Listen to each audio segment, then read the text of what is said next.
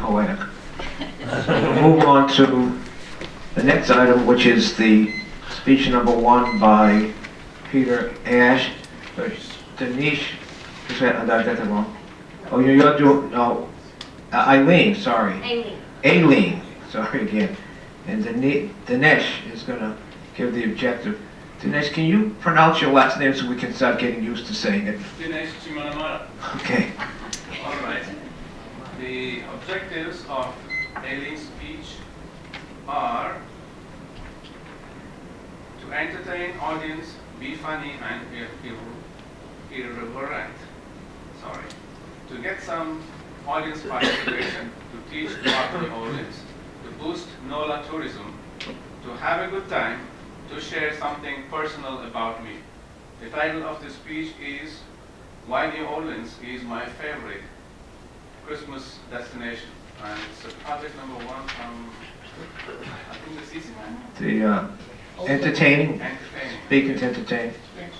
Yeah, 5 to 7 minutes.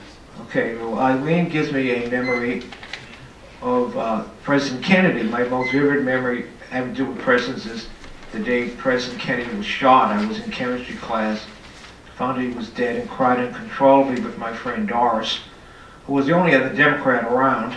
And I remember going home and crying and wanting to go, and she wanted to go to the funeral, but her father refused to let her go. I have a civil memory. I was in high school too, but we were mostly Catholic high school, so most everybody liked Kennedy for that reason. So, on to Eileen.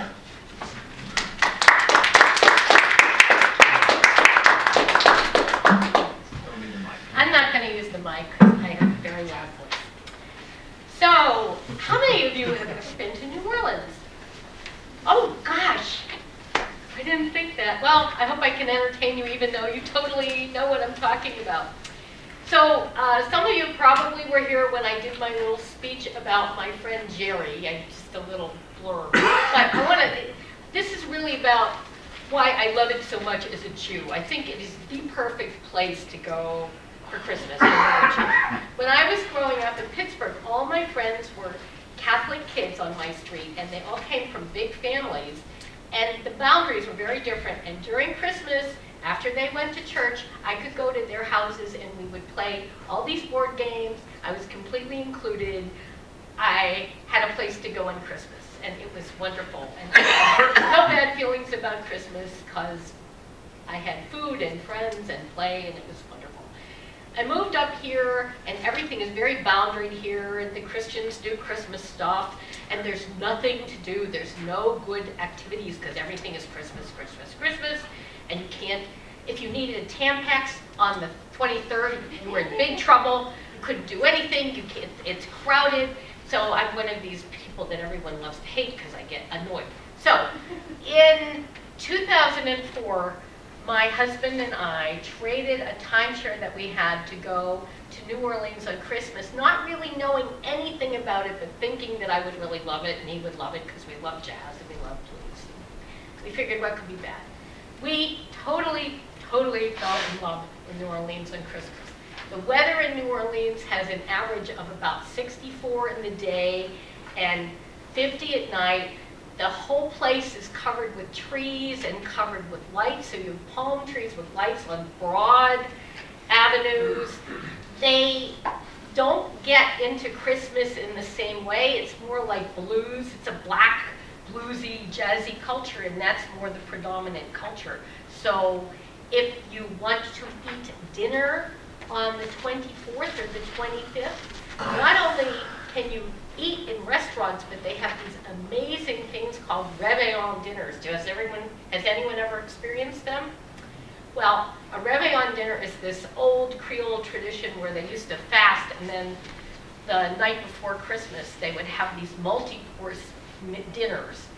And restaurants basically compete, and they produce ahead of time their menus, and they're 4 and 5 course prefix menus that are absolutely delicious, and they're not very expensive. You get a 5-course prefix dinner for $50.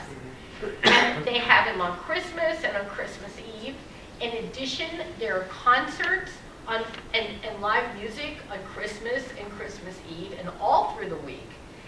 The other thing I fell in love with right away is how friendly the people are. The people are not like people up here.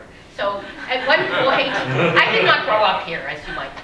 So at one point we were on one of these streetcars, and my husband and I said, gee, we'd really like a streetcar map. The streetcar conductor stopped the streetcar at the car barn, made everyone wait while he got out, ran into the car barn, got us the large map that you really don't usually run into, gave it to us and said, here, you all have a good time.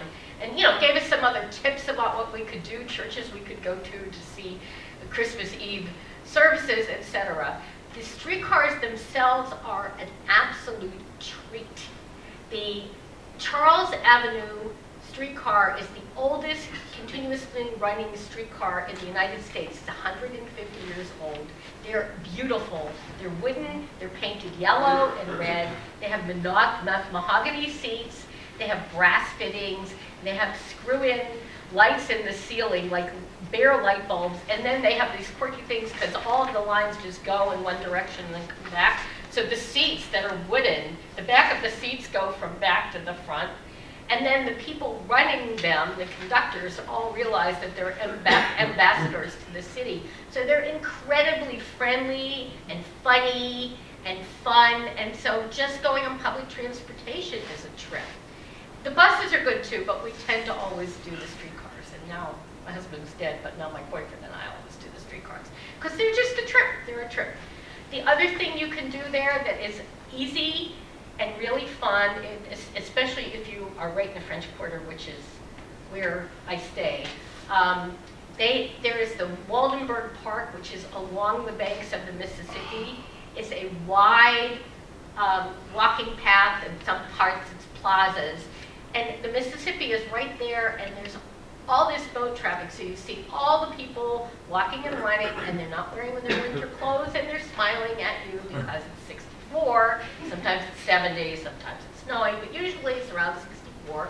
And people are walking and running, and then the river is right there, and then there are huge barges going by, and sometimes cruise ships.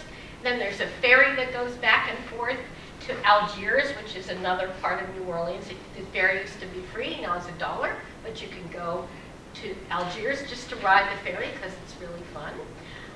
Also, there is music all the time, music all day long, free music, and music in clubs. The clubs are really not expensive. The drinks are not expensive. People get up and dance. There's never a time without music. And other things I really loved about it, the food is superb. I love seafood. The restaurants are absolutely wonderful. You wind up having your own haunts, and cannot lose. I don't think I've ever had a bad meal in New Orleans.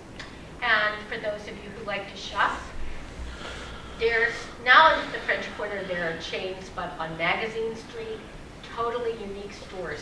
3 miles of unique stores, and it's wonderful. One other thing I want to tell you about Christmas is that they have this thing called Festival in the Oaks, and it's the city park, which is 25 acres, covered with hundreds of thousands of lights and flashing neon sculptures and choirs and entertainment that's local, and it is a trip. You are tripping without tripping. It is so much fun. So those are, I could probably talk for an hour, but I have to stop now. So anyway, my final thing to say is it's not like here, and when you leave, the TSA lady says to you, "Did you have fun, baby?"